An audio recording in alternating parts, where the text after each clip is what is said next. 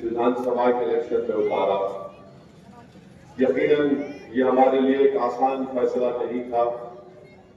खास तौर से हमारे छोटे भाई समीर साहब के लिए, उनके लिए भी बड़ा ये सख्त तकलीफ बात थी कि वो भी ख्वाहिशमंद थे, मुझसे मिले, मैंने उनको हैदराबाद आने की दावत दी और मेरी उनसे बातचीत भी हुई, मगर अल्हम्दुलिल्लाह उन्होंने मजलिस इत्तेहाद मुस्लिमीन के एक पाबंद डिसिप्लिन सिपाही की तरह बड़े कुशादा दिल के साथ जनाब नासिर सिद्दीकी साहब को मजलिस में उम्मीदवार बनाया, उसको कबूल किया और मुझे यकीन है कि इंशाअल्लाह ताला आइंदा जरूर अल्लाह जनाब समीर साहब को एक मौका देगा ताकि वो अवाम की अच्छी तरीके से खिदमत कर सके। मैं उनका भी शुक्रिया अदा करूंगा कि समीर साहब ने जो मोहब्बत का मुजाहरा किया और साथ ही साथ उन्होंने ये भी बता दिया आप लोगों को कि मजलिस के जो मुखालिफिन है वो दरअसल मजलिस के मुखालिफिन से ज्यादा वो औरंगाबाद के दुश्मन है। वो ये नहीं देख सकते कि बरसों के बाद यहाँ पर एक सियासी इत्तेहाद के मुजाहरे किए जा रहे हैं। इसीलिए उनको लगता है कि जब तक मजलिस औरंगाबाद से ताकतवर रहेगी इन तमाम मुखालिफिन की इनफरादी दुकान नहीं चमकेगी। मगर मैं समीर साहब का शुक्रिया अदा करता हूँ कि अल्लाह सुब्हानहू व तआला ने उनको इन तमाम मुखालिफिन, मुनाफिकीन और ये जो इब्लीस के एजेंट बनकर हमारे इस तारीखी शहर के गली कूचों में फिरते हैं कि किसी न किसी तरह हमारे इस इत्तेहाद के किले को कमजोर कर दिया जाए। मैं ये बात जरूरी समझता हूँ कहना कि लातूर से भी मोहम्मद अली हमारे जमात के सदर ख्वाहिशमंद थे, अमरावती से हमारे सदर साहब किसी एक उम्मीदवार को लाए थे, वो काबिल भी थे, मगर मजलिस ने एक फैसला लिया और हमने सिर्फ 16 उम्मीदवार महाराष्ट्र के असेंबली इंतखाबात में खड़ा किए। नांदेड़ में भी लोग बहुत ख्वाहिशमंद थे, जनाब मोइन साहब और फिरोज लाला भी, मगर मजलिस इत्तेहाद मुस्लिमीन ने फैसला ले लिया कि हम नांदेड़ से मुकाबला नहीं करेंगे।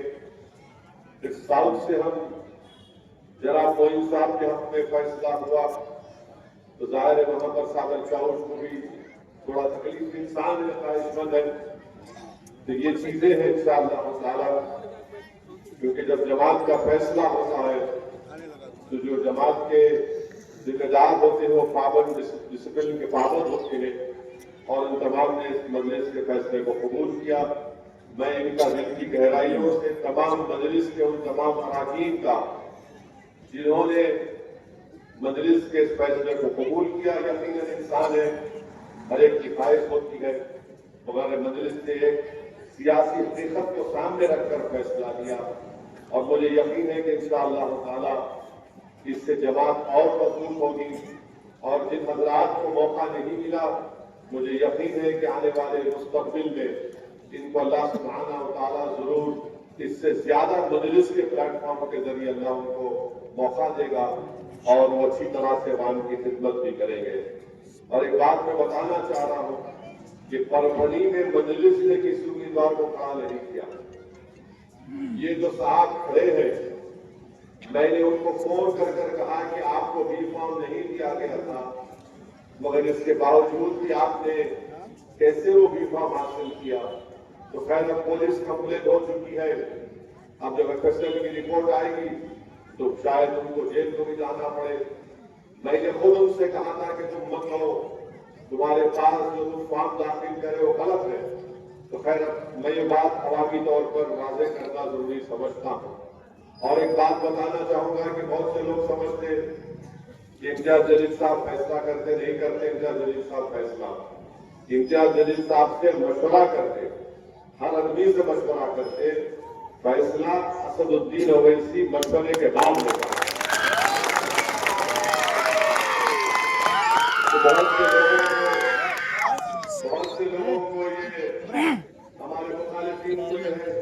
नहीं इम्तियाज करना, इम्तियाज करना मेरे को इम्तियाज से कुछ भी नहीं है, मेरे को इम्तियाज से मुखालिफत है। सदर साहब मेरे लिए अच्छे हैं। मेरे भाई तुम बाप को गाली नहीं देंगे, बेटे को देंगे तो बाप मुस्कुराएगा।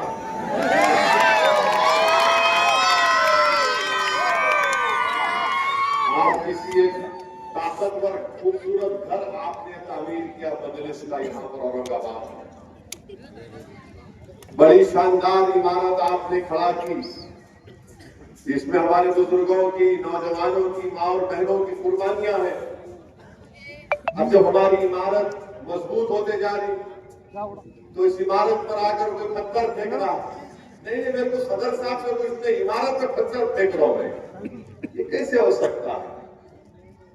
तो मेरी आप तमाम से गुजारिश है, ये ताकतवर इमारत की बुनियाद आपने रखी और सरजमीन तेलंगाना के बाद अगर कोई ताकतवर जगह मजलिस की है तो ये औरंगाबाद की सरजमीन है। तो मेरे अजीज दोस्तों और बुजुर्गों, अब इंतखाबात की बात होगी। 9:12 सेंट्रल में नासिर सिद्दीकी साहब का नाम मशीन में 12वें नंबर पर है और ईस्ट में इम्तियाज जलील साहब का मशीन नंबर 6 नंबर पर है। तो मैं हमारे बुजुर्गों से, हमारी इज्जतदार माँ और बहनों से, नौजवानों से, तमाम औरंगाबाद के वोटर से अपील कर रहा हूं कि इन दोनों असेंबली हल्के-जात से आप मजलिस के उम्मीदवारों को कामयाब करके देखिए। ताकतवर और कमजोर में फर्क होता है। ताकतवर ये बोलता है कि मैं इलेक्शन जीतूंगा, नासिर सिद्दीकी बोल रहे हैं मैं इलेक्शन जीतूंगा, ये ताकतवर बोल रहा है। समीर बोल रहा है कि मेरे को टिकट नहीं मिला, वक्तिया तौर पे तकलीफ हुई मगर मेरी जमात जीतेगी। इम्तियाज जलील ये कह रहे हैं कि मैं सेंट्रल से एमएलए था, अल्लाह ने आपने मुझे कामयाब किया, फिर मुझे अल्लाह यहाँ की अवाम ने मुझे एमपी बनाया, फिर अल्लाह का फैसला हुआ मैं कामयाब नहीं हुआ। ये तमाम मुखालिफीन और मुनाफिकीन की साजिशों की वजह से मैं अपने जमात ने मुझे मौका दिया, इससे मैं लड़ूंगा और कामयाब होऊंगा। अब जो कमजोर होता है वो क्या बोलता है, मैं जीतूंगा नहीं, मैं इसको हराऊंगा। समझे आप? जीतने वाला क्या बोलता, मैं जीतूंगा। जो कमजोर होता है ज़हनी तौर पर भी, किरदार के तौर पर भी, वो कहता है नहीं मैं इसको हराऊंगा। तो ये जो बीजेपी आरएसएस की साजिश ये है कि पूरे महाराष्ट्र में उन्होंने ऐसे 100 उम्मीदवारों को खड़ा किया जिनका नाम उर्दू जबान से शुरू होता है। समझे ना? समझे नहीं समझे? हाँ देखो बच्चा समझेगा, बहुत बड़ा लीडर बनेगा इंशाअल्लाह। तो बीजेपी ने 100 ऐसे इंडिपेंडेंट उम्मीदवारों को खड़ा किया जिनका नाम उर्दू जबान से शुरू होता है। तो मोदी की साजिश ये है कि ये 100-200 ले ले, ये 100-200 ले ले तो वहां पर उनको कामयाबी मिल जाएगी, वोट आपका हमारा डिवाइड होगा। मगर मैं इन तमाम 100 लोगों से कहना चाह रहा हूं कि आप इस शहर को कमजोर करके रात में कैसे सो सकेंगे अपने घर में, बताओ मेरे को। आप इस शहर को और कमजोर करके कैसे आप अपनी जमीन को जिंदा रख पाएंगे? आपका नाम कुछ और है मगर आप काम किसका कर रहे हैं देख लो। आप जीतने के लिए नहीं लड़ रहे क्योंकि आप कमजोर हैं।